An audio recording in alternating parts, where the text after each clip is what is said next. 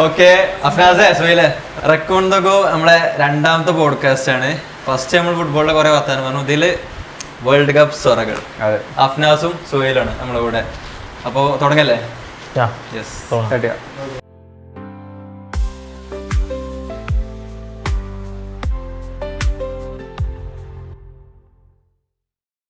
അഫ്നാസ് പറ. അപ്പോൾ 2026 നമ്മള് വേൾഡ് കപ്പ് ഏകദേശം ഹാഫ് വേ കഴിഞ്ഞു അല്ലേ? എങ്ങനെയുണ്ട് സോഫാർ? കരുതിയിലേറെ ഉഷാറായിട്ടുണ്ട്. ഫസ്റ്റ് വെച്ച് നോക്കുകയാണെങ്കിൽ നമ്മൾ ഒരു ആവേശമില്ലാത്തൊരു വേൾഡ് കപ്പ് ആയിരുന്നു ഫസ്റ്റ് സ്റ്റാർട്ടിങ്ങിൽ. പിന്നെ അതിൽ ആവേശം കൂടി വന്ന് ഇപ്പം ഇങ്ങനെ എത്തി. സുഹൈൽ, നമ്മൾ വിചാരിച്ച മാതിരി വേൾഡ് കപ്പ് അല്ല. ഇപ്പോൾ വേൾഡ് കപ്പ് തുടക്കത്തിൽ തന്നെ നമുക്ക് കുറേ ഈ അമേരിക്ക, മെക്സിക്കോ, പിന്നെ കാനഡ ഈ മൂന്നും കൂടെ ഹോസ്റ്റ് ചെയ്തിട്ടില്ല. അപ്പോൾ ഈ ഒരു സ്റ്റാർട്ടിങ്ങിൽ തന്നെ ഇപ്പോൾ നമ്മളിപ്പോൾ ഖത്തർ വേൾഡ് കപ്പ് കഴിഞ്ഞിട്ട് നല്ലൊരു വേൾഡ് കപ്പായെന്ന് പറഞ്ഞ് നിൽക്കുന്ന അഭിപ്രായത്തിൽ ഈ തുടക്കത്തിൽ തന്നെ ഈ അമേരിക്കൻ റെസ്ട്രിക്ഷൻസ് ഉണ്ടായി. ഈ മെയിൻ ഹോസ്റ്റാണ് ഈ അമേരിക്ക, USA. ഈ റെസ്ട്രിക്ഷൻ്റെ കാരണത്താൽ നമ്മൾ കേട്ട ഒരു സൊമാലിയൻ റഫറി കളി നിയന്ത്രിക്കാൻ വന്ന ഒരാളായിരുന്നു. അവർക്ക് അമേരിക്കയിൽ അവർക്ക് ഇത് കൊടുത്തില്ല, എൻട്രി വിസ കൊടുത്തില്ല. അതുപോലെ തന്നെ മറ്റുള്ള കുറച്ച് പറയപ്പെട്ട രാജ്യങ്ങളെ ചില പ്ലെയേഴ്സിനെ അവർ വന്ന ഉടനെ തന്നെ ഇതിപ്പോൾ ഒരു ഫുട്ബോള് 4 വർഷം കൂടുമ്പോൾ വേൾഡിൻ്റെ വേൾഡ് കപ്പ് പിന്നെ അത്രയും വലിയൊരു ആഘോഷമാണ്. അപ്പോൾ ഇതൊരു പൊളിറ്റിക്സ് കയറ്റിയിട്ട് അതിൽ കുറേ ഒരു നെഗറ്റീവായിട്ടുണ്ട്. അപ്പോൾ നമ്മൾ എന്താണെന്ന് കമ്പയർ ചെയ്യുന്നത് കഴിഞ്ഞ വേൾഡ് കപ്പിനെ അപേക്ഷിച്ചായിരിക്കും. ഒരുപക്ഷെ ഇത് അതിലാരും വലിയ വേൾഡ് കപ്പ് ആകാൻ ചാൻസ് ഉണ്ട്. കാരണം ഇതുകൊണ്ട് ജനപിന്തുണ ഉണ്ട്. കാരണം അത്രയും വലിയ സ്റ്റേഡിയങ്ങളും അത്രയും വലിയ ജനപങ്കാളിത്തം. അത് 32 ടീമുള്ളത് 48 ടീമാക്കിയിട്ട്. അപ്പൊ 48 ടീമത്തെയും അത്രയും ജനസംഖ്യ ഈ വേൾഡ് കപ്പ് ഫോളോ ചെയ്യും. അപ്പൊ ഓട്ടോമാറ്റിക് ആയിട്ട് എങ്ങനെയായാലും ഇതിന്റെ ഫോളോയിങ് കൂടും. പിന്നെ ഖത്തർ പോലെ എന്ന് പറഞ്ഞാല് അത്രയും പോപ്പുലേഷൻ ഉള്ള ഒരു കൺട്രിയാണ്. സോ ഓട്ടോമാറ്റിക് ആയിട്ട് ഇൻ സ്റ്റേഡിയം അല്ലെങ്കിൽ ബാക്കി സപ്പോർട്ട് കൂടും. ഞാനും ഇപ്പൊ എന്റെ ഫ്രണ്ട് സർക്കിളിലൊക്കെ എപ്പോഴും പറഞ്ഞതാണ് ഞങ്ങൾക്ക് മൊത്തത്തിൽ അമേരിക്കനോടൊരു എതിർപ്പാണ്. അപ്പൊ ആ കൂട്ടത്തിൽ തന്നെ അമേരിക്കയിലാവുകൊണ്ട് നമുക്ക് വേൾഡ് കപ്പ് ഒരു ഹരല്ല. ഇപ്രാവശ്യം ആരും ഫ്ലക്സ് ഒന്നും വെക്കണില്ല, ഒരു ഹരൊന്നും ഇല്ലല്ലേ എന്ന് എല്ലാവരും പറഞ്ഞിരുന്നു. മൊത്തം എല്ലാവരും പറയുന്ന സംഭവം. പക്ഷെ തുടങ്ങി കുറച്ചൊന്നും കഴിഞ്ഞ് നമ്മളെ ഫേവറേറ്റ് ടീമുകൾ Portugal, France, Spain, Argentina, Brazil ഇവരെ കളികളൊക്കെ ഇങ്ങനെ വന്ന് 1-2 ഇതൊക്കെ ഉണ്ടായപ്പോ ഇപ്പൊ എനിക്ക് തോന്നുന്നു പീക്ക് എക്സ്പീരിയൻസിലാണ്. മേ ബി കഴിഞ്ഞ വേൾഡ് കപ്പിലേറെ ആവേശം ഉണ്ടോ എനിക്ക് ഡൗട്ട് ഉണ്ട് ഇപ്രാവശ്യം. അറിയില്ല, കളി വെച്ച് നോക്കുമ്പോൾ ആവേശം ഉണ്ട് എനിക്ക് തോന്നുന്നത്. ബാക്കി സുഹൈൽ പറഞ്ഞ പോലെ രാഷ്ട്രീയപരമായ പൊളിറ്റിക്കലാവുമ്പോൾ വേറെ ഡിഫറെന്റ് ആണ്. അതിപ്പോ അങ്ങനെ പറയുകയാണെങ്കിൽ അതില് ഇപ്പൊ ഇന്നലെ ഉണ്ടായ ഇൻസിഡന്റ് നിങ്ങൾക്ക് അറിയില്ലേ? ഇപ്പൊ നമ്മളിപ്പോ നിൽക്കുന്നത് റൗണ്ട് ഓഫ് 16 കളികൾ നടന്നുകൊണ്ടിരിക്കുകയാണ്. ഈ ഒരവസ്ഥയിൽ അത് പറയുന്നത് ഇതായിരിക്കും, നമ്മുടെ അമേരിക്കന്റെ ഒരു ബൊളോഗന എന്തോ റെഡ് കാർഡ് കിട്ടി, നെക്സ്റ്റ് മാച്ച് കളിക്കാൻ പറ്റൂല എന്ന് പറഞ്ഞ പ്ലെയറെ പൊളിറ്റിക്സ് ഇടപെട്ടിട്ട് സസ്പെൻഷൻ ഒഴിവാക്കി. എന്നിട്ട് ട്രംപ് ഇൻഫാന്റിനോക്ക് താങ്ക്സ് പറഞ്ഞിട്ട് പോസ്റ്റ് ഒക്കെ ഇട്ടിട്ട് താങ്ക് യു മൈ ഫ്രണ്ടിന്റെ റിക്വസ്റ്റ് സ്വീകരിച്ചതിൽ താങ്ക് യു എന്നൊക്കെ പറഞ്ഞിട്ട് എന്ത് കളിയപ്പാ കാണിക്കും. ഇതൊക്കെ ഫുട്ബോളിന്റെ ഒരു എത്തിക്സിനെ ആ ഒരു ബ്യൂട്ടിഫുൾ ഗെയിം എന്ന് പറയുന്ന ഒരു ഫുട്ബോൾ ഒരു ഗെയിമാണ് കൺസെപ്റ്റ്. അതിനെ തകിടം മറിക്കുന്ന ഒരു രീതിയിലേക്കാണ് പോകുന്നത്. പിന്നെ മാത്രമല്ല ഈ തവണ 48 ടീം തമ്മിലായിരുന്നു. അപ്പോൾ നമ്മൾ കാണാത്തയും കേൾക്കാത്തയും കുറേ ടീമുകൾ വന്നു. എല്ലാ തവണയും നമ്മൾ കാണുമ്പോൾ 32 ടീം അത് ചിലപ്പോൾ ഒരേ ലെവലിൽ, ചിലപ്പോൾ മിക്ക വേൾഡ് കപ്പിലും സ്ഥിരം കാണുന്ന ടീം ചിലപ്പോൾ കുറച്ചൊക്കെ അങ്ങോട്ടും ഇങ്ങോട്ടും മാറ്റമുണ്ടാവും. ഇത്തവണ നമ്മൾ കാണാത്ത ഇപ്പോൾ കുറേ ടീമുകൾ, ആഫ്രിക്കൻ ടീമുകൾ അവർ വന്നു. നമ്മൾ പ്രതീക്ഷിച്ച പോലെയല്ല, അവർ ജസ്റ്റ് പാർട്ടിസിപ്പേറ്റ് ചെയ്ത് മാത്രമല്ല മാക്സിമം കൊടുത്തിട്ട്. അതായത് ഇപ്പോൾ കോങ്കോ ഡെമോക്രാറ്റിക് റിപ്പബ്ലിക് കോങ്കോ എന്ന ടീം വന്നു. അവർ സെക്കൻഡ് റൗണ്ടിൽ കയറി. അതുപോലെ തന്നെ നമുക്കെല്ലാവർക്കും അതായത് ലോകത്തെ തന്നെ ഒരു ഇത് കാണിച്ചു. ചെറിയൊരു രാജ്യം, അതായത് എത്ര 3 ലക്ഷം അങ്ങനെ ജനസംഖ്യയുള്ള രാജ്യമാണ്, 5 lakhs. അവര് മെയിൻ ടീം, അതായത് വേൾഡ് ഫോർമർ ചാമ്പ്യന്മാരായ ഉറുഗ്വൈനെ ഗ്രൂപ്പിൽ നിന്ന് പിന്തള്ളിയിട്ടാണ് അവർ കയറിയിട്ടുള്ളത്. എന്നിട്ട് അവർ വിറപ്പിച്ചിട്ടാണ് അതായത് അതെ ഇപ്പോൾ നിലവിലുള്ള ചാമ്പ്യന്മാരെ 3 ചാമ്പ്യന്മാരെ സ്പെയിന് അവർ സമനിലയിൽ, ഉറുഗ്വേക്ക് 2 ഗോൾ സമനിലയിൽ, പിന്നെ സൗദി അറേബ്യ നമ്മൾ ജയിക്കും വിചാരിച്ചാണ് ആ കളി, പക്ഷേ സൗദി അറേബ്യ തോൽപ്പിച്ചില്ല, സമനിലയില്ല. ഇവര് തോറ്റിട്ടില്ല, ഗ്രൂപ്പ് റൗണ്ടിലൊന്നും തോറ്റില്ല. ഇവര് ആ ഒരു പ്ലേയേഴ്സിനെയും പൊക്കി പറയാന്ന മീൻസ് മറ്റേ എന്താ പറയാ, ഒരു റെസ്പെക്ട് കൊടുക്കുന്ന ഒരു ഇതില് അർജന്റീന വരെ പോസ്റ്റ് ഇട്ടു ഈ കീപ്പറെ ഇട്ടിട്ട്. അതൊക്കെ ഒരു വലിയ അച്ചീവ്മെന്റ് ആണ്. തീർച്ചയായിട്ടും ഡിഫൻഡിങ് ചാമ്പ്യൻസ് ആണ്. അവരോട് കളിച്ച കളി നമ്മൾ കണ്ടതാണ്. ഒരു ഘട്ടത്തിൽ നമ്മള് മാറി ചിന്തിച്ചു പോയ സമയത്ത് ജയിക്കും എന്നുള്ളത്, പക്ഷെ എല്ലാവരും മനസ്സിൽ അർജന്റീന ജയിക്കണം എന്നുള്ള ഒരു ഇതിലാണ്. നേരത്തെ പേപ്പറിൽ ഏറ്റവും അല്ല, ഈ അർജന്റീന ജയിച്ചില്ലെങ്കിൽ പിന്നെ ഇതില്ലല്ലോ, അങ്ങനെ കണക്കൂട്ടി വന്നേക്കല്ലേ. അർജന്റീന ജയിച്ചു, അടുത്തത് ബ്രസീൽ ജയിച്ചു, ഇംഗ്ലണ്ട് ജയിച്ചു, എല്ലാവരും അങ്ങനെ കണക്കൂട്ടി വന്നേക്കുക. അതിൽ കുറെ ഇതുണ്ടായി, ഏത് മാറ്റങ്ങൾ ഉണ്ടായില്ല. പക്ഷെ നമ്മള് വിചാരിച്ചു പല കാര്യങ്ങളും. ഞാൻ കരുതി ഒരു ക്വാർട്ടർ വരെ എത്തേണ്ട ഒരു ഇതുണ്ട്, പിന്നെ ബാക്കിയൊക്കെ ലക്ക്. അവർക്ക് ഇതന്നെ ഈ പാർട്ടിസിപ്പേറ്റ് ചെയ്ത് തന്നെ അവർക്ക് എന്റെ ഒരു അഭിപ്രായത്തില്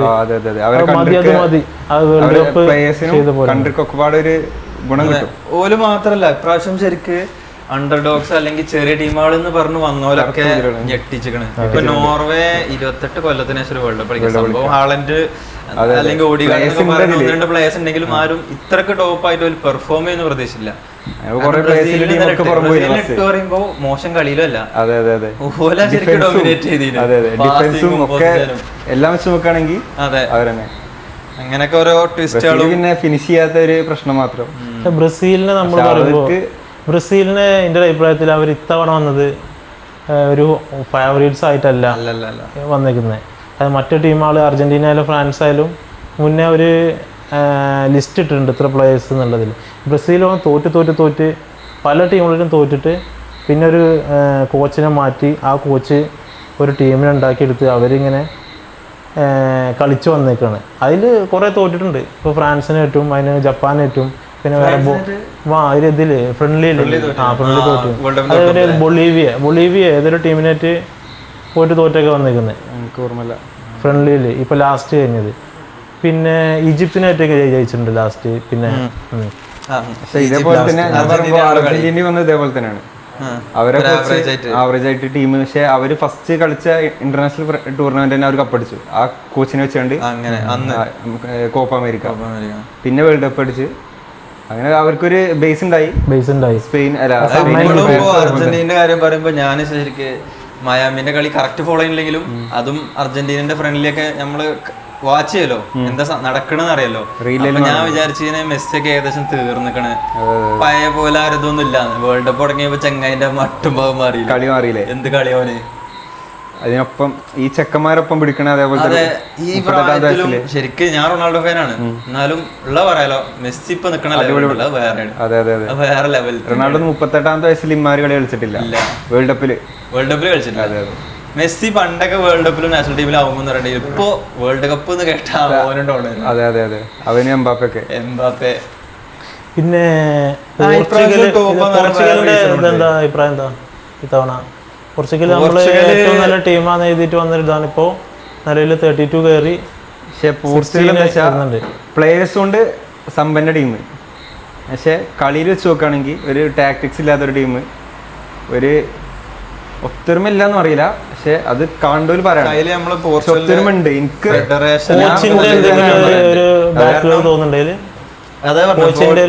ഫെഡറേഷന് റിസൾട്ട്സ് എടുത്ത് കാണിച്ചു കൊടുക്കാത്ത ഒരു കോച്ചാണ് ഈ മാർട്ടിനസ് പറയുന്നത്. ഓന് നല്ല ബെൽജിയത്തിന്റെ ഗോൾഡൻ ജനറേഷൻ കിട്ടിയിട്ട് ഓലെ കൊണ്ടുപോയി തൊലച്ച ആളാണ്. എന്നിട്ട് ഓനെ കൊടുത്തിട്ടാണ് കോച്ചാക്കി. അന്ന് ഇവനെ കോച്ചാക്കി വിട്ടപ്പോ ഒരു ട്രൂൾ ഉണ്ടായിരുന്നു. ജപ്പാന്റെ പണ്ടത്തെ ലോഗോ ഉണ്ട്, ഇപ്പൊ കറക്റ്റ് ഒരു റെഡ് കളർ എന്തോ ആണ്. പണ്ടൊരു ആ സെന്ററത്തെ സർക്കിള് പണ്ടൊരു ജസ്റ്റ് ഒരു മെറൂൺ കളർ എന്തോ ആണ്. അപ്പൊ ഇവര് ചേഞ്ച് ചെയ്തത് റെഡ് കളർക്കാണ്. അപ്പൊ ഇങ്ങനെ ട്രോൾ ഉണ്ടായിന്. ഫസ്റ്റ് ഇവരെ പഴയ ലോഗോ എടുത്തിട്ട് പിന്നെ പുതിയ ലോഗോ. അതിന് ക്യാപ്ഷൻ ഇങ്ങനെ പോർച്ചുഗൽ ചേഞ്ചസ് കോച്ച് മറ്റേ റൈനാറ്റോ സാഞ്ചസ് എന്തോ അല്ലേ എന്റെ പേര്, പഴയ കോച്ച്, അങ്ങനത്തെ ഒരു സാഞ്ചസ് ആണ്. അവന് സാന്റോസ് സാന്റോസ് അല്ലേ? അത് ചേഞ്ച് ചെയ്തിട്ട് മാർട്ടിനസിന് ഇട്ടുന്നില്ല, ആ റൗണ്ടിന്റെ ഒരു മാറ്റം മാത്രം.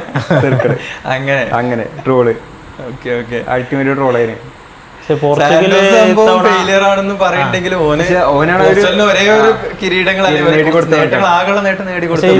ഫുട്ബോളിന് വിലയിരുത്തുന്നവർ പറയുന്ന വേറൊരു കാര്യം, ഇപ്പോൾ നമ്മൾ ഈ ബ്രസീലിന്റെ ആഞ്ചലോട്ടി കോച്ചില്ലേ, ഇപ്പോൾ ആഞ്ചലോട്ടി നോക്കുന്ന ആ ടീമിന്റെ ഗെയിമിനെയാണ്. അതായത് ഇപ്പോൾ നെയ്മർ അതിലൊരു ഫേവറേറ്റ് പ്ലെയറാണ്, സ്റ്റാർ പ്ലെയറാണ്. പക്ഷെ ആഞ്ചലോട്ടി പറഞ്ഞത് സ്റ്റാറിനെ വേണ്ട, നമുക്ക് പ്ലെയേഴ്സിന് മതിയുള്ള രീതിയിലാണ്, നമുക്ക് കളി കൊണ്ടുപോകാൻ പറ്റുന്ന ആൾക്കാരെ. എന്നിട്ടും ചില കളികളിൽ ഇപ്പോൾ ഒരു കളി ജപ്പാനായിട്ട് നെയ്മറിന് ചാൻസിന് കൊടുത്തിട്ടില്ല. അതുപോലെ തന്നെ ഹാഫ് ടൈം കഴിഞ്ഞിട്ട് ഇറക്കുന്നത് ഇപ്പോൾ 2 കളി നമ്മൾ കണ്ടു. പക്ഷേ ഇപ്പോൾ നമ്മൾ പറഞ്ഞാൽ CR അണ്ണനെ ഫസ്റ്റ് മുതൽ ഇപ്പോൾ എന്തെങ്കിലും ഒരു റിസൾട്ട് കൊടുത്തില്ല എന്നുണ്ടെങ്കിലും ഫസ്റ്റ് മുതൽ എന്തിനു ഇറക്കണം. അപ്പുറത്ത് അല്ല, അപ്പുറത്ത് നല്ല ഫോർവേഡ്സ് ഉണ്ട് അവർക്ക്. ഇല്ല, റാമോസ് അത്രയ്ക്ക് ഒരു കഴിവ് തെളിച്ചാളല്ലോ. അവൻ കഴിഞ്ഞ വേൾഡ് കപ്പിലാണ് ഫോം ആയത്. അതിനുശേഷം 4 കൊല്ലം ക്ലബ്ബിൽ ഓനെ ഡൗൺ ആയിരുന്നു. വായിസ് ഇപ്പോ ഇതിന്റെ പോർച്ചുഗലിന്റെ അങ്ങനെ പറഞ്ഞോളല്ല, ഈ പറയണ ഫോം ആയിട്ടില്ലാണ്ടെങ്കിൽ അവൻ ഇറക്കണമെന്നല്ലേ.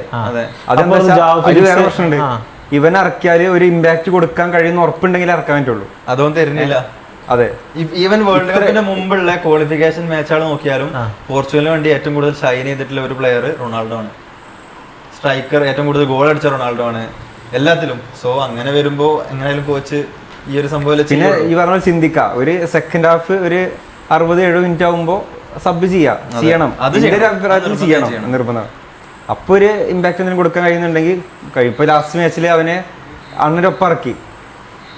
ഇപ്പൊ ഞാൻ പറയട്ടെ, എനിക്ക് പേഴ്സണലി തോന്നിയ ഒരു ഫോർമേഷൻ എങ്ങനെ വെച്ചാൽ 2 ഫോർവേഡിന് കൊണ്ടുവരണമെന്നാണ് പോർച്ചുഗലില്.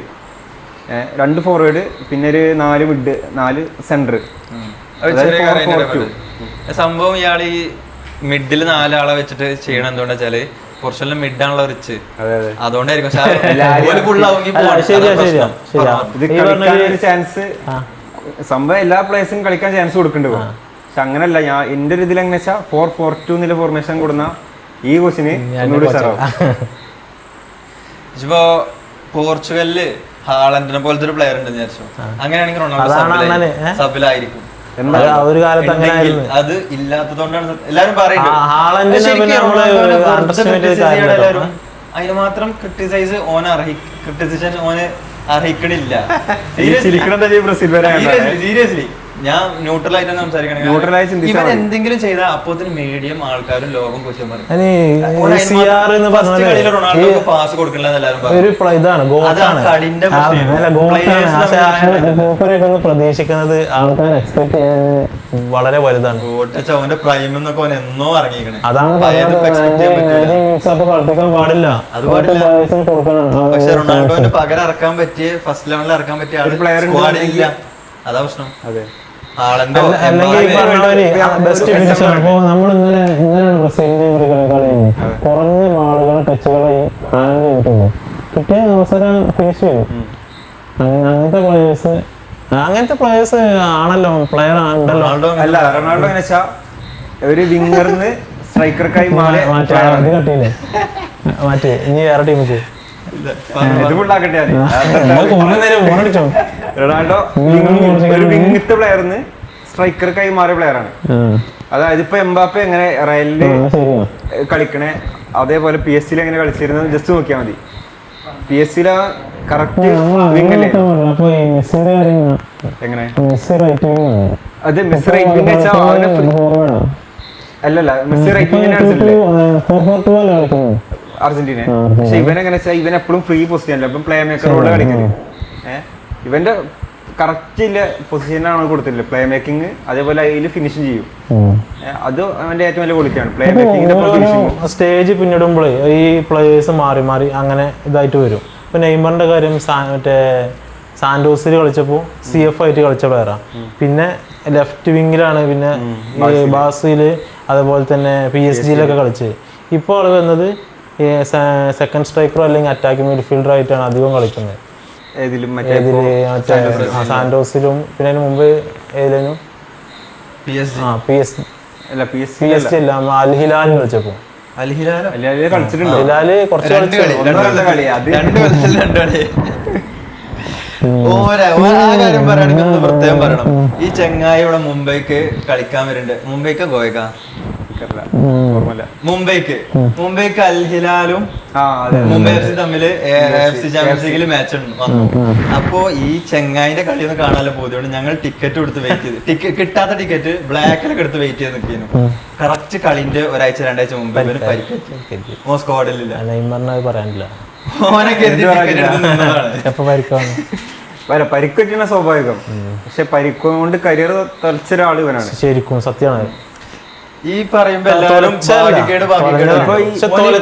ആ ഒരു ചെറിയ പ്രായത്തിന്റെ അടിയിൽ ഇയാള് ഭയങ്കര ഒരു ഫാൻ ബേസ്, ഒരു സ്റ്റാർ ഡോം ഉണ്ടാക്കി എടുത്തിട്ടുണ്ട് കേട്ടോ. അതുണ്ട്. അതുകൊണ്ടാണ് ഇത്രയും ആൾക്കാർ. അതായത് റൊണാൾഡോ മെസ്സി ഒക്കെ പണ്ട് കളിച്ച കളിയാണ് കളിച്ചത്. ഡ്രിബ്ലിംഗ് ഉണ്ട്, ഫിനിഷിംഗ് ഉണ്ട്, ഒക്കെ ഉണ്ട്. അതിന്റെ ഇടയിൽ ഇവനക്കൊരു പരിക്കൊന്നു. റൊണാൾഡോക്ക് മെസ്സിക്കൊക്കെ കുറെ ഗോൾ കിട്ടി അങ്ങനെയൊക്കെ ആയതാണ്. പക്ഷെ ഇവനക്ക് എന്തേ പറ്റിയെന്ന് അത് എന്തുകൊണ്ടാണ് നെയ്മർക്ക് മാത്രം പരിക്ക് വരുന്നത്?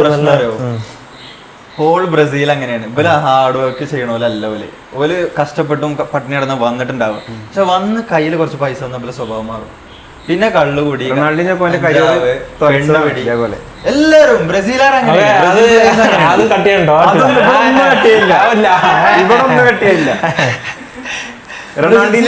ബ്രസീലുകാർ അങ്ങനെയാണ്. ഇപ്പൊ നെയ്മറിന് ഭാഗ്യക്കേട് എന്നൊക്കെ പറയെങ്കിലും നെയ്മർ എന്താ അറിയോ, ഓന്റെ കരിയർ പ്രോപ്പറായി പോകാതിരുന്ന് ഓൻ ഫോക്കസ്ഡ് അല്ല. ഓനൊരു പരിക്ക് പറ്റിയ ഓൻ ചിലപ്പോ പരിക്ക് പറ്റിയ കാലം കൊണ്ട് ഗെയിം കളിക്കാൻ പോകും, അല്ലെങ്കിൽ ഓനെ പബ്ബ് പോകും, കള്ളു പിടിക്കാൻ പോകും. റൊണാൾഡോ ഒക്കെ ആണെങ്കിൽ എന്താ ചെയ്യാ,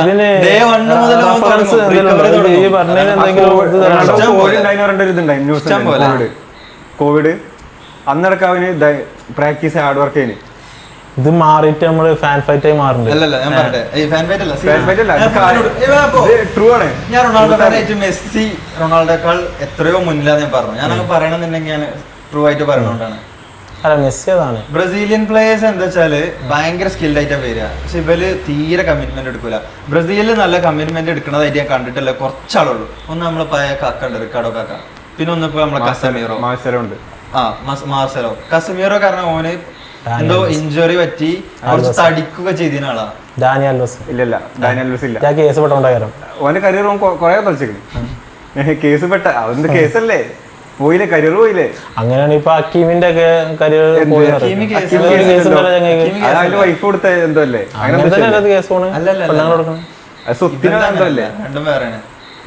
ഹക്കീമിന്റെ പറഞ്ഞാൽ ഡിവോഴ്സ് ആയി, ഓള് സ്വത്തിന് വേണ്ടി കൊടുത്തപ്പോ അങ്ങനെ പ്രശ്നം വന്നതാ. ഇത് വേറെ, അത് വേറെ, ഇത് വേറെ. അതേപോലെ ഈ ബ്രസീലുകാരെ പറ്റി പറയുന്ന പോലെ തന്നെ അർജന്റീനക്കാര്. ഞാനിപ്പോ നമുക്ക് അതല്ലേ അർജന്റീനയെ പറ്റി ചെറിയ കാര്യം പറയണ്ടേ. ഇടക്ക് കയറി കട്ട് പറയട്ടെ. ഇപ്പൊ ബ്രസീലിനെ പറ്റി പറഞ്ഞ പോലെ അർജന്റീന ഓലെ പറ്റി സോഷ്യൽ മീഡിയയിൽ കണ്ടിരിക്കണ്. അർജന്റീനയിൽ 1-2 കൊല്ലം വർക്ക് ചെയ്തവര് എന്റെ ഒരു ഫ്രണ്ട് ഉണ്ട്. ആള് പറഞ്ഞോണ്ടൊക്കെ കേട്ടിട്ടുള്ള എക്സ്പീരിയൻസ് ഉള്ളതാണ്. ലോകത്തിലെ ഇസ്രായേലുകാർ കഴിഞ്ഞ ഏറ്റവും റേസിസ്റ്റ് ആയിട്ടുള്ള ഒരു ബലാണ് അർജന്റീനക്കാരാണ്.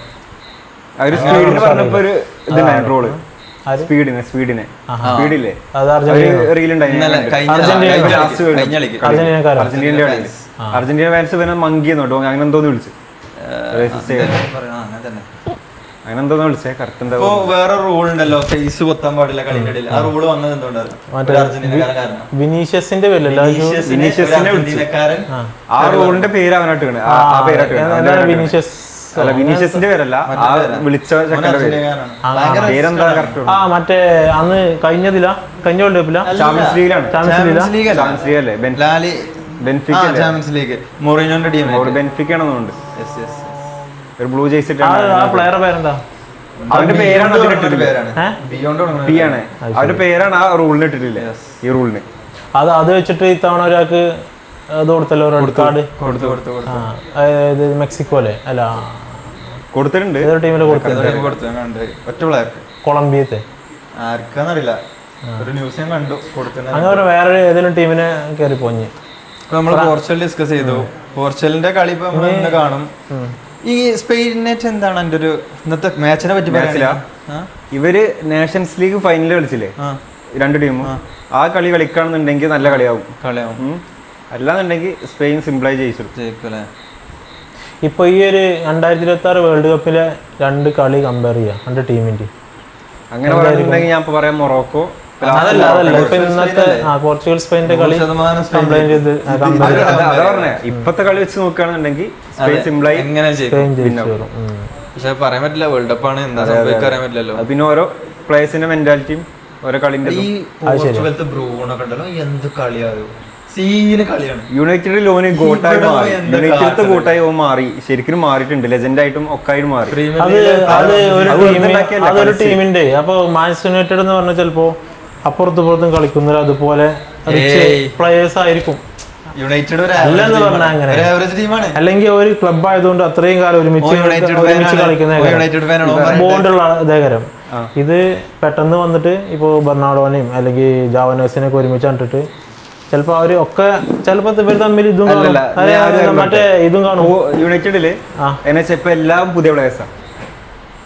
ഓക്കെ, പുതിയ പ്ലേയേഴ്സ് പറഞ്ഞാൽ കുറെ ഇപ്പോ റയൽ എടുത്ത് നോക്കുകയാണെങ്കിൽ ക്രൂസ്, പിന്നെ ഇപ്പോൾ ലാസ്റ്റ് കാർവാല്, കാസിമൂറൊക്കെ ഉണ്ടായില്ലേ, പിന്നെ മോഡ്രിച്ച്, ഇവരൊക്കെ കുറേ മുമ്പ് കളിച്ച പ്ലേയേഴ്സാണ്. ഇതിലിപ്പോൾ കുറേ പണ്ട് കളിച്ച പ്ലേയേഴ്സ് ചിലപ്പോൾ ബ്രൂണോ ഉണ്ടാവുള്ളൂ.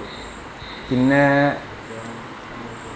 മഗ്വയർ ഉണ്ടാവും. അവൻ 2017 അതായത് ലെസ്റ്റർ കപ്പ് അടിച്ചിട്ടാണ് അവൻ എടുത്തത്. ആ റെക്കോർഡ് തോക്കാൻ എടുത്തത്. പിന്നെ ഫോം ഔട്ട് തന്നെ, പക്ഷെ ഇപ്പോൾ നല്ല അടിപൊളി ഫോമാണ്. അതേപോലെ തന്നെ സംഭവം എന്താ വെച്ചാൽ റാഷ്ഫോർഡ് പോയി, ലോണിലാണ്. ഇത് സംഭവം എന്താ വെച്ചാൽ അതില് അതായത് ഇതെന്തുണ്ടെങ്കിലും ഒരു മാനേജ് ചെയ്യേണ്ട ഒരു കോച്ച് അല്ലെങ്കിൽ ഒരു ടാക്ടിക്സ് എന്തെങ്കിലും ഒന്ന് നിർബന്ധമാണ്, മസ്റ്റാണ്. അല്ലാതെ ഒരു എത്ര പ്ലേയേഴ്സ് ഉണ്ടായാലും സ്റ്റാർ പ്ലേയേഴ്സ് ആണെന്ന് പറഞ്ഞാലും അല്ലാണ്ടെങ്കിലും ഒറ്റയ്ക്ക് ഉണ്ടാക്കാന്ന് പറഞ്ഞാലും റൊണാൾഡോ തിരിച്ചു വന്നിട്ട് പോയത് യുണൈറ്റഡിൽ ഇവൻ ഡിസാസ്റ്റർ ആണെന്ന് പറഞ്ഞ കുറെ പ്ലേയേഴ്സ് ഉണ്ട്, കോച്ചുമാരുണ്ട്, ക്രിറ്റിക്സ്, അതെ, പിന്നെ മറ്റേ മീഡിയക്കാരുണ്ട്. പക്ഷെ ജസ്റ്റ് ഇതുവരെ സ്റ്റാറ്റ്സ് ഒന്ന് എടുത്ത് നോക്കിയാൽ മതി. യുണൈറ്റഡിന്റെ ആ റൊണാൾഡോ ഉണ്ടായ 2 കൊല്ലം 3 കൊല്ലാണെങ്കിൽ ആ സ്റ്റാറ്റ്സ് എടുത്ത് നോക്കിയാൽ മതി. ടോപ്പ് പ്ലെയർ ആയിട്ട് ഒന്നെ, പിന്നെ എല്ലാ കളിയിലും മസ്റ്റ് വിന്ന് ഗോൾ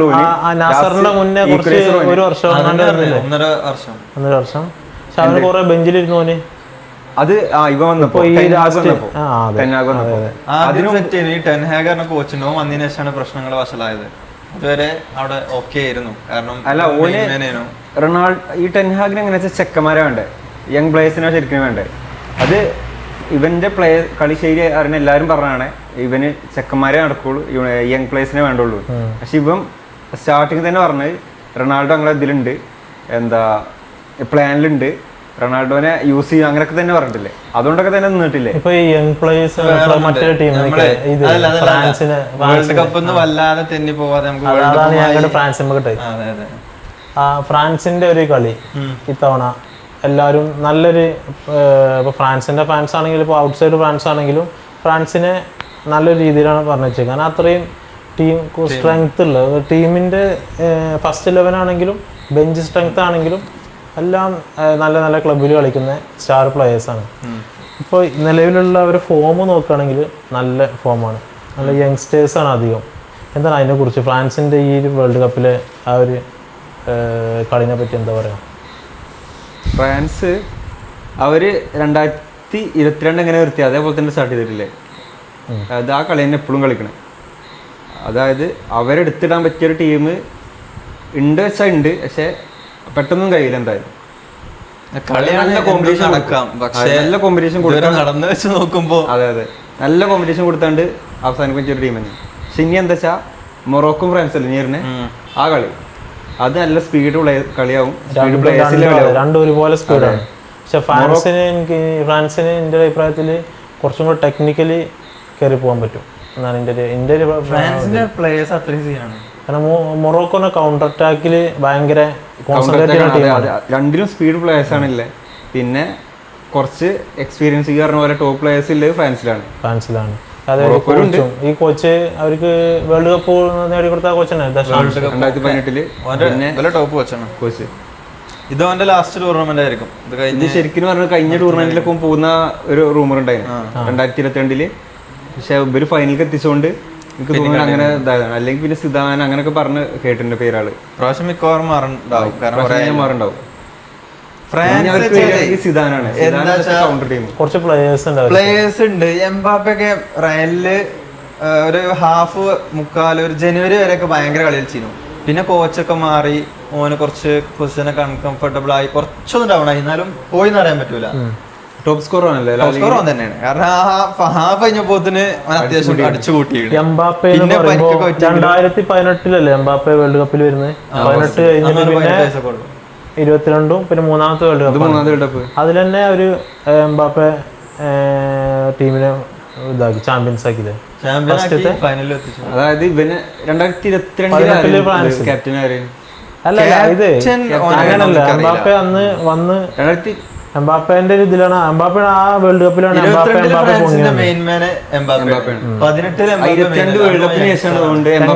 പക്ഷെ എംബാപ്പയാണ് അന്ന് ഫൈനലിലേക്ക് എത്തിച്ചിട്ടുണ്ട്. എംബാപ്പെ ഈ വേൾഡ് കപ്പ് കഴിഞ്ഞോടുകൂടി എംബാപ്പന്റെ പേരും നന്നായിട്ട് 18 വേൾഡ് കപ്പിലാണ് വേൾഡ് കപ്പ് ഇതായി വരുന്നത്. അതുവരെ അവൻ PSG ഒരു പ്ലെയർ, പിന്നെ മറ്റോടത്തല്ല മൊണോക്കോ 2016 പോകുന്നുള്ളേ. ഓക്കെ, ഇപ്പോഴും അങ്ങനെ തന്നെ. ഇപ്പൊ പുതിയ പ്ലേയേഴ്സ് ഒലീസ്, മറ്റേ ഡിസയർ ഡോ എന്താണ്, പിന്നെ ഓലെ അറക്കാത്തൊരു പ്ലെയർ ഒക്കെ ഉണ്ട് ചെറുക്കിയോ, അതിനൊക്കെ സീന് കളിയാണ് ശരിക്കും.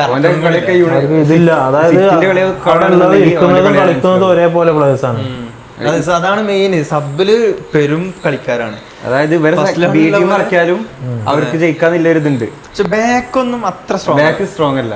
മെയിൻ ടീം സ്ട്രോങ് ആണ്, സബ്ബൊന്നും ആ പവറില്ലല്ലോ. സാലിബ പ്ലേയേഴ്സ് ഉണ്ട്, ഇല്ലാന്നല്ല, സ്ട്രോങ് ആണ്. കുറെ ആൾക്കാർ പോയി വിരമിച്ചു പോയതാണ് ഫ്രാൻസിൽ പോയി. സെന്റർ ബാക്കുകൾ ഇപ്പൊ കളിക്കുന്നത് ഉപമക്കാനോ, അതേമാതിരി സാലിബ ഉണ്ട് ഇപ്പൊ. സാലിബ പിന്നെ ഇല്ലല്ലോ, ഇല്ലേ? അല്ല, ഉപമക്കാനുണ്ട്. ഉപമക്കാനോ സാലിബാണ് ഇതില. പിന്നെ ഹെർണാണ്ടസ് വേറെ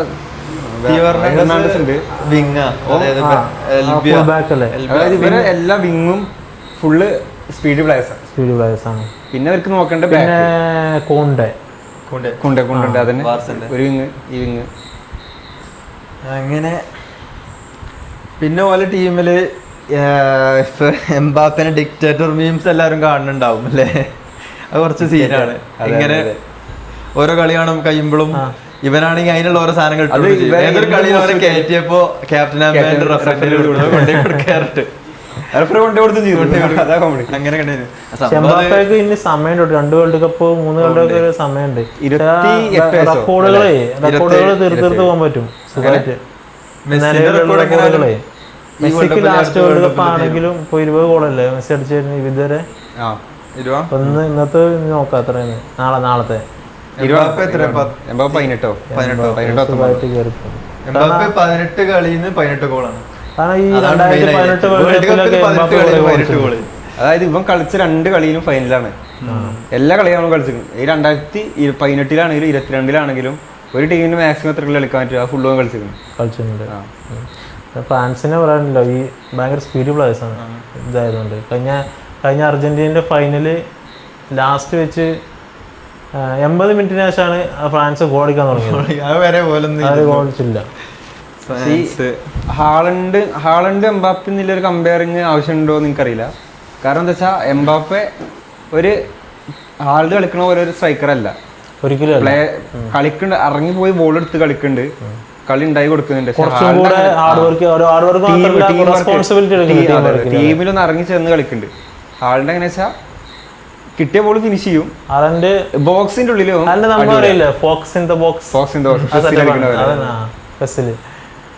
അതിലും കറക്റ്റ് ആണ്, കണ്ണിങ് ആണ്.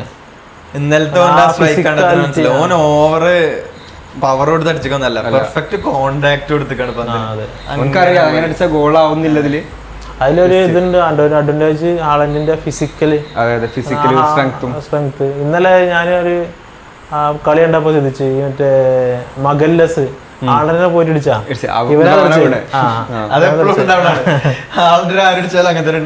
പക്ഷെ യുണൈറ്റഡിന്റെ കളി നോക്കുകയാണെങ്കിൽ ലിസാൻഡ്രോ മാർട്ടിനസ് ഇല്ല അർജന്റീനയുടെ അത്ര വലിപ്പമുള്ളൂ. സോന ഹാളൻഡിന്റെ സിറ്റി റയൽ എല്ലാ കൊല്ലം കളിക്കണ്ടല്ലോ, എല്ലാ കൊല്ലം കളിക്കുമ്പോ ഹാൾഡനും പൂട്ടും. വേറെ പൂട്ടും. യുണൈറ്റഡിന്റെ കളിയിലായാലും റയലിന്റെ കളി ഞാൻ ശ്രദ്ധിച്ച ഇതാണ്, ഇത്ര വലിപ്പ ചെറിയ ചെക്കന്മാർ വന്നിട്ട് ആൾക്കാരെ പൂട്ടും. പക്ഷെ ഗോൾഡും ഓന്റെ ഒരു ഹൈറ്റ് വെച്ച് നോക്കുകയാണെങ്കിൽ ഏകദേശം അത്ര അല്ല, എന്നാലും ഫിസിക്കലി ഉണ്ടോ പവർ. ജർമ്മൻ. പിന്നെ സ്പെയിനിനെ പറ്റി പറഞ്ഞില്ല. സ്പെയിനല്ലേ ഞാൻ പറഞ്ഞു, മൊറോക്കോനെ പറ്റി പറയും. മൊറോക്കോനെ പറ്റി പറയും, എനിക്ക് ഓർമ്മൊന്നും അറിയില്ല. ആ കയ്യിൽ ഹക്കീമി, ബ്രൈൻ ഡയസ്. അല്ല, മൊറോക്കോയില് ഇനി വരുന്ന തലമുറയ്ക്ക് നല്ല സംഭാവനകൾ ചെയ്യുന്നുണ്ട്. ഇപ്പത്തെ ടീമായാലും നിങ്ങളെ സ്റ്റാർ പ്ലെയർ ഉണ്ട് ഡയസില്ലേ, മറ്റേ എന്താണ് ഡിഫൻസീവ് മിഡ്ഫീൽഡർ എനിക്കറിയില്ല. കളിക്കലുണ്ട്. അത് ബാക്കല്ലേ, സെന്റർ ബാക്കല്ലേ, കളിക്കലുണ്ട്. പിന്നെ മറ്റേ ഒരു മുട്ട അടിച്ചിട്ട് എടുത്തിട്ടുണ്ടല്ലോ, ഒരു ഡിഫൻസിൽ മിഡ്ഫീൽഡർ ആയിട്ട് അമ്രാബാദ്. പിന്നെ പ്ലേസ് ഉണ്ട്. പിന്നെ ഇപ്പൊ ഒരു ഫോർവേഡ് എന്താ സൈനബിയോ സൈബാരി യങ് പ്ലെയർ മൊറോക്കോയിലല്ലേ, 18 വയസ്സോ മൊറോക്കോല്ലേ. ഒരു മുടിയൊക്കെ ഉണ്ടായിട്ട് ഓന് വേൾഡ് കപ്പിന്റെ കുറച്ച് മാസങ്ങൾ മുമ്പ് ഫ്രാൻസിന്റെ അണ്ടർ 21 ടീം കളിച്ചാണ്. ഇപ്പൊ വേൾഡ് കപ്പ് ആയപ്പോ മൊറോക്കോ കളിക്കുന്നത്. മൊറോക്കോ ഒറിജിനൽ ആവുന്നുണ്ടോ അങ്ങനെ ഇവര് ഗവൺമെന്റ് അത് നോക്കണ്ടേ. അതായത് മൊറോക്കോന്റെ ഒറിജിനൽ ആയിട്ടുള്ള ആൾക്കാർ എവിടെയൊക്കെയാണ്, യൂറോപ്പിൽ എവിടെയൊക്കെയാണ് കളിക്കുന്നത് അവര് കറക്റ്റ് ആയിട്ട് നോക്കുന്നുണ്ട്. ഇപ്പൊ ഇവര് അണ്ടർ 21 അടിച്ചത് ഇവരല്ലേ, അണ്ടർ 20 അടിച്ച് അല്ലല്ല മൊറോക്കോ. ആ ഒരു ടീം ഇനി അടുത്ത വേൾഡ് കപ്പ് അടുത്ത മൊറോക്കോ അണ്ടർ 20 അവരടിച്ചത്. അതായത് അടുത്ത ടീമാണ്, അതായത് മെയിൻ സീനിയറിലേക്ക് വരുന്ന. അതിന് കുറെ ആൾക്കാർ ഇപ്പൊ ഇങ്ങനെ വലിച്ചു വരും. അതായത് നല്ല ഇൻവെസ്റ്റ് ചെയ്യുന്നുണ്ട് മൊറോക്കോ ഇതില്. ഓസ്ട്രേലിയയിൽ ചെറിയ ചെക്കുണ്ട്, 18 വയസ്സായേക്കാം. ബോർഡ് കൊണ്ടും തോണ്ടും അവൻ 18 വയസ്സിന് കൊടുക്കണം. പക്ഷെ ഇവന്റെ കളി വെച്ച് നോക്കുകയാണെങ്കിൽ എന്നിട്ട് അവന് ലാസ്റ്റ് അവര് ക്രൂഷ്യൽ പെനൽറ്റി എടുക്കാൻ അവന് വന്നിട്ടില്ലേ, രണ്ടാളും പക്ഷെ എന്നിട്ട് ഇവർക്ക് ചാൻസ് കൊടുത്തു. എന്നാലും ഇതാണ് സേവ് ആണ്, കീപ്പർ സേവ് ആണ്. എന്നാലും ഏറ്റെടുത്ത് വന്നു. അപ്പൊ ഈ മറ്റേ ജർമ്മനിന്റെ പ്ലേയേഴ്സ് ആണെന്നുണ്ടെങ്കിൽ അന്ന് കിമ്മിച്ച ആരോടെ പറഞ്ഞു പെനൽറ്റി എടുക്കാൻ പറഞ്ഞു, പെനൽറ്റി എടുക്കാൻ വന്നില്ല. നമ്മളെ നാട്ടിൽ എന്നിട്ട് മറ്റവരെ കൊണ്ട് അടുപ്പിച്ചു. എന്തോല്ലേ വന്നിട്ടുണ്ട്, ഓ അട്ടത്ത് കടിച്ചില്ലേ, അതോ സേവോ? അല്ല, ഞാൻ പറഞ്ഞു എന്താ അറിയോ, ഫ്രാൻസിന് ശരിക്കും പ്ലേയേഴ്സിനെ ഉണ്ടാക്കിയിട്ട് എന്തോ ഒരു കഴിവുണ്ടോന്നുണ്ട്. ഫ്രാൻസിൽ ജനിച്ച് ജീവിച്ച 100ന്റെ അടുത്തോ 100 അബവ് പ്ലേയേഴ്സ് റൈറ്റ് നൗ അല്ല വേൾഡ് കപ്പിൽ ഈ സീസൺ പല ടീമിലും എങ്ങനെ ഇത്രയും അങ്ങനെ ലെവലിൽ വന്ന് കുടിയേറ്റായി കണ്ട് പുറത്തുനിന്ന് വന്നോല്. പക്ഷെ ജനിച്ചതും വളർന്നതും ഫ്രാൻസിലാണ്. അപ്പൊ അത് ഇപ്പോ ഒരു ഇതിലല്ല, പൊസിഷനിലല്ല, ഇവര് എല്ലായിടത്തും ഇവരെ ആൾക്കാരുണ്ട്. അപ്പൊ പല ടീം നമ്മൾ നോക്കുകയാണെങ്കിൽ ഇപ്പൊ ബ്രസീലിനെ നോക്കുകയാണെങ്കിൽ ഇവരൊക്കെ ഫ്രണ്ട് സൈഡിൽ അറ്റാക്കിംഗ് സൈഡിലൊക്കെ എല്ലാവരും വരിക. ഡിഫൻസിലേക്ക് പോകുമ്പോൾ ആൾക്കാരെ കിട്ടുന്നില്ല, ബാക്കിലേക്ക് പോകുമ്പോ. അപ്പൊ ഫ്രാൻസിന് അങ്ങനെ പോകും മൊത്തത്തില് പ്ലേയേഴ്സ് ആയി പറഞ്ഞത് കറക്റ്റാ. എന്താ സംഭവം അവിടെ നല്ല, കാരണം ഒരു വേൾഡ് കപ്പിൽ ഫ്രാൻസിൽ ജനിച്ച് വളർന്ന 100 ആൾക്കാരുണ്ട് പറഞ്ഞാൽ എത്ര ടീമായി ശരിക്ക്? 10 ടീമായി.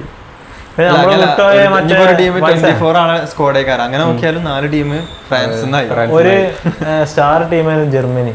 നമ്മൾ വിട്ടുപോയി. അത് കുറച്ചാലായിട്ട് വിട്ടു തന്നെയാണ്. മെച്ചപ്പെട്ടിട്ടില്ല.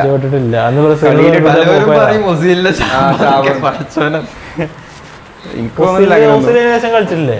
കളിച്ചായിട്ടല്ല, ഒസീലിനെ പോലെ ജാതി റേസിസ് ഒക്കെ കാണിച്ചിട്ട് കുറച്ച് മോശമായ രീതിയിലാണ് ഓൻ വിരമിച്ചത്. അത് ഇവരോ പ്ലേയേഴ്സ് അല്ല, മാനേജ്മെന്റ് എല്ലാവരും മാനേജ്മെന്റ്. അതായത് ഓൻ ചെയ്തതിനൊന്നും ഒരു നന്ദി പോലും കാണിച്ചിട്ടില്ല. പക്ഷെ അതിനെന്താ വെച്ചാൽ അവിടെ പോയിട്ട് സപ്പോർട്ട് അതുകൊണ്ടൊക്കെ തന്നെയാണ് ഇത് മാറിയോ, കൺട്രി അങ്ങനെയൊക്കെ. അതായത് ഇവൻ നാഷണൽ ടീം കൂടെ കളിക്കുമ്പോ അവരെ ഒരു പൊക്കി കണ്ട് ഒരു പോസ്റ്റ് ഇട്ടാ എങ്ങനെ ഉണ്ടാവും? ഇന്ത്യക്കാരിപ്പോ ഒരു പാകിസ്ഥാനെ പോസ്റ്റ് എങ്ങനെ ഉണ്ടാവും? ആ ലെവല്. അഫ്നാസേ, ഇപ്പൊ നമ്മളിപ്പോ ഒരു ടീമിനെ പറ്റി പറഞ്ഞു, 5 ലക്ഷം ആൾക്കാരുള്ള ഒരു കേപ്പർദ ഇവിടെ നിന്ന് കളിച്ച് അവര് സെക്കൻഡ് റൗണ്ട് വന്നു. നമ്മുടെ രാജ്യത്ത് എത്ര കോടി? 130 കോടി, അത് 40 കോടി. അത് 2015 സെൻസസ് 100 കൊല്ലം മുമ്പത്തെ. പക്ഷെ അത് നമ്മളെ രാജ്യം എപ്പോ ഇന്ത്യ ഒരു വേൾഡ് കപ്പ് കളിക്കും. അത് പറയുമ്പോ ശരിക്കും വേറെ കാര്യം നമ്മൾ ഹൈലൈറ്റ് ചെയ്യണം. ഇവലിപ്പോ ഇന്ത്യൻ ടീം ഇത്രയും മോശാവസ്ഥയിൽ നിൽക്കുമ്പോ ഇവര് ഫോക്കസ് ചെയ്യണ അറിയോ, ജ്യോത്സ്യന്മാരെ കൊണ്ടുവരണിലും ഓൾ ഇന്ത്യ ഫുട്ബോൾ ഫെഡറേഷന്റെ പേര് മാറ്റിയിട്ട് ഭാരത് ഫുട്ബോൾ ഫെഡറേഷൻ ആക്കുക. ഇവരെ ഫോക്കസ് അതിലൊക്കെയാണ്. ഒന്നാമത് നമ്മളെ BJPന്റെ ഒരു ex-MP ആണ്, ഇയാളെ പിടിച്ചിട്ട് ഇതിന്റെ ഹെഡാക്കി. അവിടെ തന്നെ കല്യാൺ ചൗബെ. ശരിക്കും ഫുട്ബോൾ ഹിസ്റ്ററിയിൽ ആരെങ്കിലും ഒരാളെ കൊണ്ടുവരണ്ടേ? ഈ രാഷ്ട്രീയക്കാരെ കൊടുന്ന് മേലിട്ടിട്ട് എന്താ കാര്യം? നമ്മള് ജോർദാനെ തോപ്പിച്ച ടീമാണ്. ഉസ്ബെക്കിസ്ഥാനോട് സമനിലെ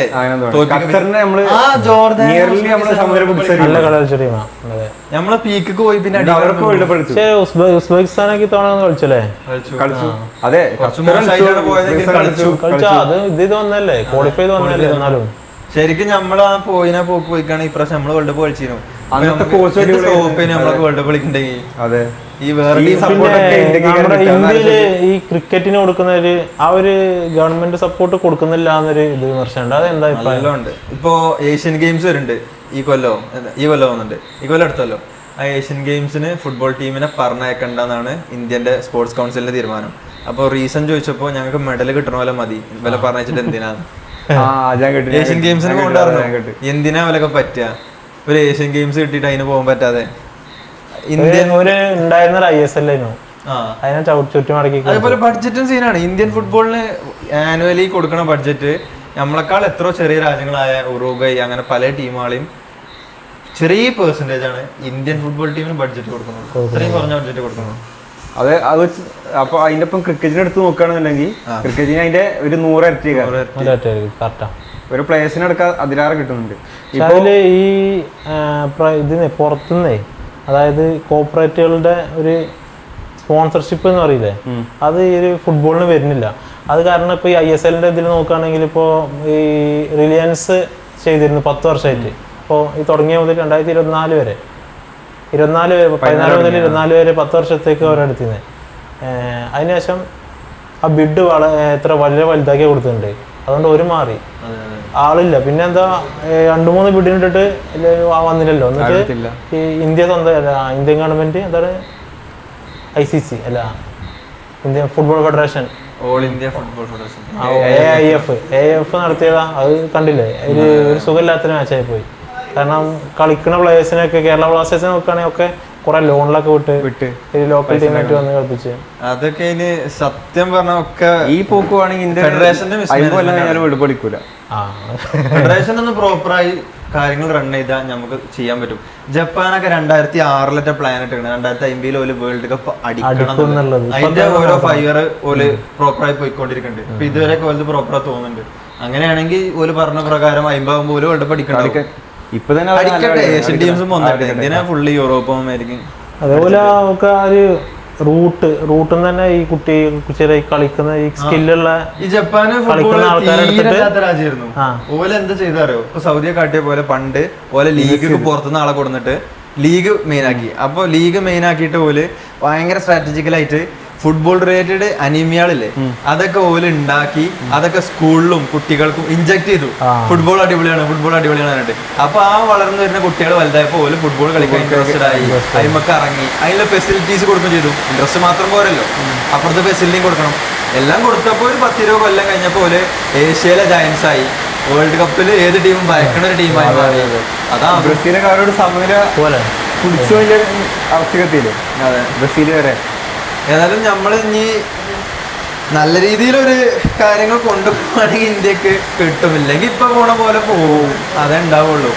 പക്ഷെ ഇങ്ങനെ പോയ പ്രശ്നം എന്ന് വെച്ചാൽ ഒരു സ്പോർട്സ് ഇന്ത്യയിൽ വളരൂല ക്രിക്കറ്റ് അല്ലാതെ. ഈ എത്രത്തോളം ഈ രാഷ്ട്രീയം കലാതിക്കണോ അത്രത്തോളം നല്ലതാണ്. അതാണ് ഇതാക്കുന്നത്, ഈ മറ്റേ കൊളാക്കുന്ന അറിയില്ലേ. ഇന്ത്യൻ്റെ പ്രശ്നം അതാണ്.